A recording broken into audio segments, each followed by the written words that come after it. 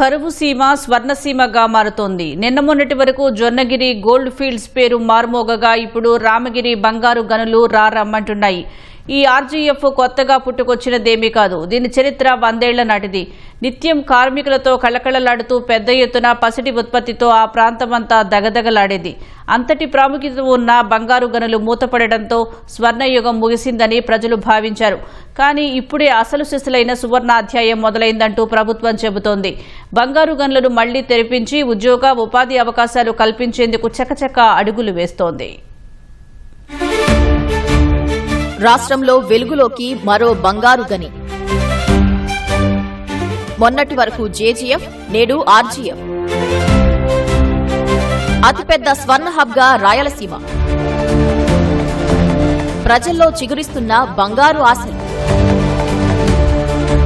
రాయలసీమ రతనాల సీమ.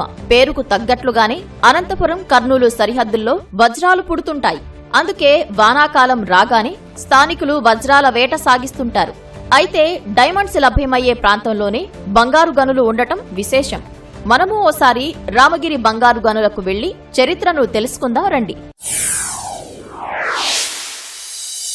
ఇదిగో ఇక్కడ కనిపిస్తున్నదే గోల్డ్ ఫీల్డ్. అప్పట్లో అనంతపురం జిల్లా కాగా ఇప్పుడు శ్రీ సత్యసాయి జిల్లా పరిధిలోకి వచ్చింది. ఆర్జీఎఫ్ లో బ్రిటిష్ కాలంలోనే తవ్వకాలు మొదలయ్యాయి. తెల్లదొరలు దేశాన్ని విడిచి వెళ్లిపోయాక కొన్నేళ్ల పాటు రామగిరి బంగారు గనులు మూతపడ్డాయి. ఆ తర్వాత 1973 మార్చి 15న భారత్ గోల్డ్ మైన్స్ లిమిటెడ్ సంస్థకు ప్రభుత్వం 461 ఎకరాల భూములను మైనింగ్ లీజుకు ఇచ్చింది. బీజేఎంఎల్ 2001 వరకు రామగిరిలో భారీగా పసిడి ఉత్పత్తి చేసింది. స్థానికులకు ఉద్యోగ ఉపాధి అవకాశాలు లభించి వారి బతుకులు బంగారమయ్యాయి.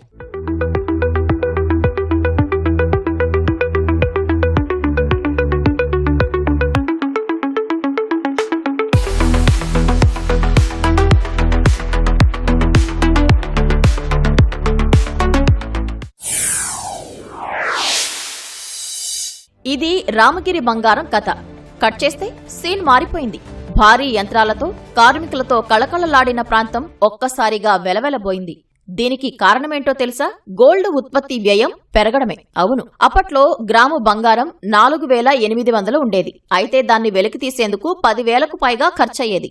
ఆ నష్టాన్ని భరించలేకే బీజీఎంఎల్ 2001లో రామగిరి గనులు మూసివేసింది. 2001లో ఈ మైన్స్ మూతేసినారనమాట. కాంగ్రెస్ ప్రభుత్వం పిబి నరసింహారావు ఉండే సిక్ ఇండస్ట్రీలన్నీ కాయలా పడిన పరిశ్రమలన్నీ ఏరవేయండి అని లిస్ట్ తీసుకురండి అని చెప్పేసారు. అప్పుడు కోలారు, ఇది బిసైనాథము, చిగురుకుంట అని అన్ని మూతేసేసారు. 4,000 మంది ఉండే ఎంప్లాయీస్ అంతే.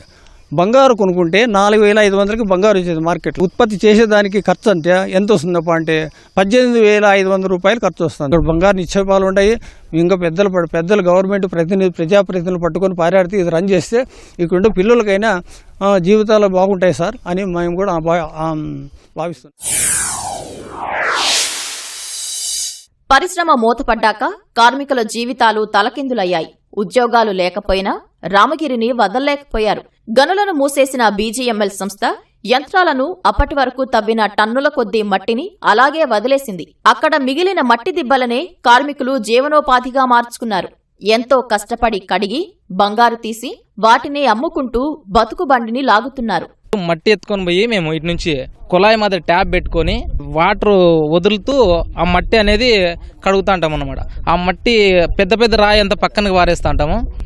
చిన్నది మట్టి పోతా ఉంటుంది కదా, ఆ చిన్న రవ్వులు అనేది ఆ రగ్గులు బెడ్షీట్లు పడిచింటాం. కడిగి నల్ల పొంకు వస్తుంది. ఆ పొంకు వచ్చిండే దాంట్లో మళ్ళీ పొంకు తీసి పక్కన పెట్టి మళ్ళీ దాన్ని బంగారం వేరు చేయాలి. మళ్ళీ మెర్క్యూరీ పాదరసం వేసి మేము దాన్ని డివైడ్ చేస్తాం సార్. మాకు దగ్గరలో ధర్మవరం ఉంది, అక్కడ పోయి అమ్ముకొచ్చుకుంటాం సార్. ఒక 1 మంత్లో వచ్చేసి మేము 2 గ్రాములు 3 గ్రాములు కూడా 45,000 50,000 కూడా సంపాదించినాము. ఇప్పుడైతే ప్రజెంట్ 1 గ్రాము 2 గ్రాములు అట్లా వస్తుంది. దాదాపు 100 కుటుంబాలు ఇక్కడ మట్టి తీసుకొని జీవనం చేసుకుంటున్నారు. ఒక ట్రాక్టర్కి దాదాపు 0.5 నుంచి 1 గ్రామ్ వరకు వస్తుంది. ఇక్కడ ఉన్న యంత్రాలు విలువైన మట్టిపై వైసీపీ నాయకుల కన్ను పడింది. గత జగన్ సర్కార్ తుక్కును విక్రయించడానికి వేలం నిర్వహించింది. ఇదే అదునుగా స్థానిక వైసీపీ నేతలు తమ వారిని రంగంలోకి దించారు. యంత్రాలతో పాటు 1000కి పైగా టిప్పర్ల మట్టిని తరలించుకుపోయి జేబులు నింపుకున్నారన్న విమర్శలున్నాయి. వైఎస్ఆర్ గవర్నమెంట్లో ఆయన తోపుతుర్తి ప్రకాష్ రెడ్డి మీకు న్యాయం చేస్తా, మీకు కంపెనీ నడుపుతా, ఆయన ఆ స్క్రాప్ టెండర్ వేసే వాళ్ళ దగ్గర డబ్బులు తీసుకొని ఇక్కడ డిపార్ట్మెంట్లో నన్ను బెదిరించింది. నీవు అడ్డం పోతే నీకు అరెస్ట్ చేస్తాము, నీ పైన కేసు పెడతామన్నారు. 400 ట్రిప్పులు హిందూపూర్ దగ్గర అక్కడ డంప్ చేశారు. రామగిరి బంగారు గనులను పునరుద్ధరించి స్థానికులకు ఉపాధి కల్పించాలంటూ స్థానిక ఎమ్మెల్యే పరిటాల సునీత 15 ఏళ్లుగా కృషి చేస్తున్నారు.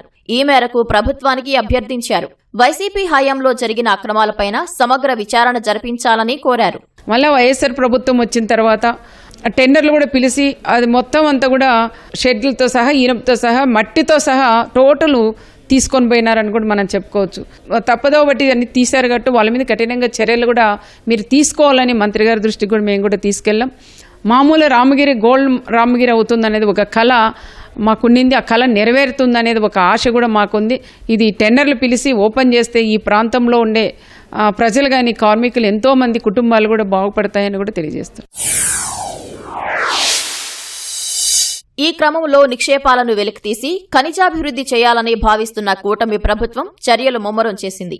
ఇప్పటికే కర్నూలు జిల్లా జొన్నగిరిలో బంగారు ఉత్పత్తి విస్తరణను ప్రారంభించగా ఇప్పుడు రామగిరి బంగారు గనులపై ఫోకస్ పెట్టింది. జీఎస్ఐతో సర్వే చేయించింది. జొన్నగిరిలో ప్రస్తుతం టన్నుకు 1 గ్రాము బంగారం మాత్రమే వస్తుండగా రామగిరిలోని 5,000 ఎకరాల్లో టన్ను మట్టికి 3.6 గ్రాముల బంగారం ఉన్నట్లు నివేదిక ఇచ్చింది. ఇటీవల మంత్రి కొల్లు రవీంద్ర కూటమి నాయకులతో కలిసి రామగిరిలో బంగారు గనులను పరిశీలించారు. ఆర్జీఎఫ్ లో బంగారం ఉత్పత్తి కోసం టెండర్లు నిర్వహించడానికి సర్వం సిద్ధం చేసినట్లు ప్రకటించారు. దగ్గర 416 ఎకరాల్లో 128 హెక్టార్లో ఈ గోల్డ్ మైన్ ఉంది. 4,60,000 టన్నుల డంప్ ఉండాలి ఇక్కడ. త్వరలోనే దీని మీద విచారణ చేసి తప్పకుండా గతంలో ఏదన్నా ఇక్కడి నుంచి డంప్ కానీ తరలించున్నట్టయితే ఎవరైతే బాధ్యులు ఉన్నారో వాళ్ళ మీద ఖచ్చితంగా చర్యలు తీసుకోవడం జరుగుతుంది. జొన్నగిరి గోల్డ్ మైన్ కూడా ఆపరేషన్ స్టార్ట్ చేయడం జరిగింది. అక్కడ యావరేజ్ చూసుకుంటే పర్ టన్ 1 గ్రామ్ వస్తుంది. కానీ ఇక్కడ పెద్దలు చెప్పినటువంటి దాని ప్రకారం చూస్తే దగ్గర టన్ను క్రష్ చేస్తే 4 గ్రామ్స్ వరకు గోల్డ్ రావచ్చండి. ఇది చాలా వైబుల్గా ఉంటుంది. చిత్తూరు జిల్లాలో చిగురుగుంట, మరి రామగిరి, మొత్తం ఒక 3 ప్రాంతాలని 3 బ్లాక్స్ కింద డివైడ్ చేసి త్వరలోనే ఆక్షన్ పిలవడానికి అన్ని కూడా ఏర్పాటు చేసుకోవడం జరిగింది. ప్రభుత్వ ప్రణాళిక ఫలించి రామగిరిలో బంగారం ఉత్పత్తి ప్రారంభమైతే శ్రీ సత్యసాయి జిల్లా ముఖచిత్రమే మారిపోనుంది.